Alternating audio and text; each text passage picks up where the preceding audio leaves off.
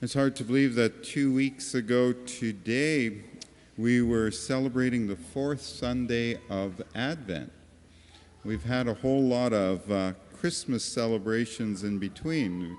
We had the Christmas itself, the Holy Family, and the Solemnity of Mary, Mother of God on a New Year. And we continue to celebrate all week, right? Our Christmas season ends next Sunday evening.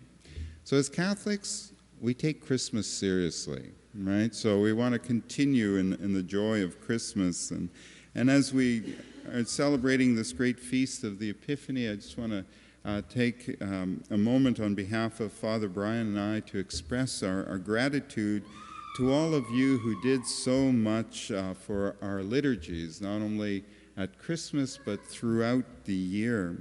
But at Christmas, there's extras, right? It's hard to know just how many hours, but there's a lot of hours and a lot of people behind the scenes with the extra planning and coordinating, extra preparation work, decorating, obviously, hospitality, live streamed extra greeting inside and outside the church this year, and the parking attendants, extra music, and, extra practices for getting ready for Christmas, extra practices for the liturgical ministers. And some of our liturgical ministers came to multiple Christmas masses to ensure that there was enough people for all the various ministries. So again, thank you so much for your dedication and service at Christmas with all these extras, but also for your dedication and service throughout the year. So thank you for your part, the part that you played in making our Christmas masses beautiful and joyful celebrations of faith, and for your continued dedication throughout the year to serving our parish and our liturgies. And again, on this wonderful feast of Epiphany, we want to continue in the Christmas spirit. We want to continue in the joy of Christmas. We heard that the wise men were overwhelmed with joy. Why? Because they had found Jesus, right? The Epiphany, the word means manifestation or a revealing. God is revealing Jesus to the nations, and he is making him known so that we can find him.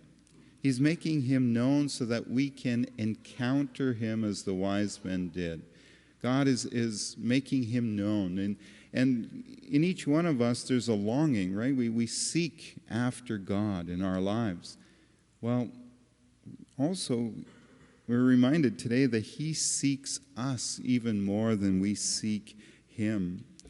And so when the wise men saw the star had stopped, they were overwhelmed with joy because they had found the child born King of the Jews. And they were about to encounter Jesus for themselves. Jesus, who is the good news of Christmas, right? Jesus, who is the source of our Christmas joy. That Christmas night, the angel had announced to the shepherds that good news of great joy for all the people. To you is born this day in the city of David a Savior who is the Christ the Lord. I spoke about this announcement being made to the lowliest occupation, the shepherds, because that good news is for everyone. No one is excluded from the good news of great joy, the good news of Christmas.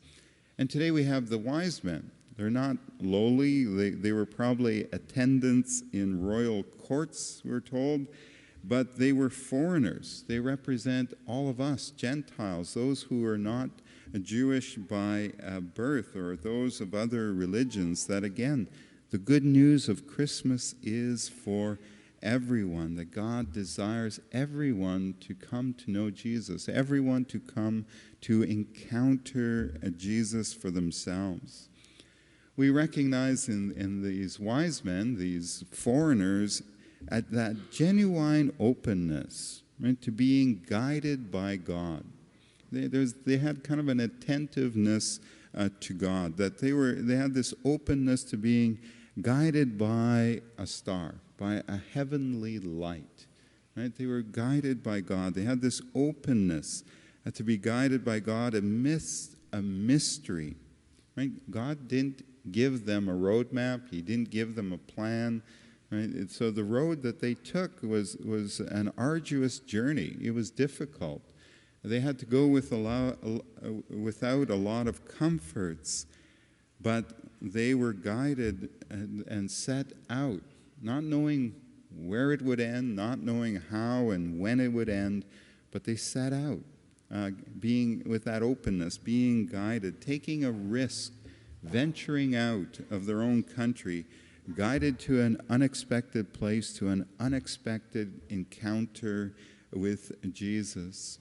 And we see that in their encounter with Jesus, it brought joy. And that's true for us. Anytime we encounter Jesus, it brings us joy. Perhaps for our parents, a way to relate to this is the birth of your children, right? That first encounter with your child, the first time you lay eyes on your child, the first time you hold your newborn a baby, it produces joy, and it produces that desire to be close to them, to have them close to you, and to encounter them again and again, to look upon them again and again. Well, similarly with our encounter and our love for Jesus. As I reflected on God's desire for us, his desire to reveal Jesus to us so that we may encounter him, it reminded me of the letter that Pope Francis wrote back in 2013, the first letter to all of us Catholics, the first letter that he wrote in his pontificate, The Joy of the Gospel. So I want to read to you 3 sentences from the third paragraph. Pope Francis wrote, "I invite all Christians everywhere at this very moment to a renewed personal encounter with Jesus Christ, or at least an openness to letting him encounter them. I ask all of you to do this unfailingly each day.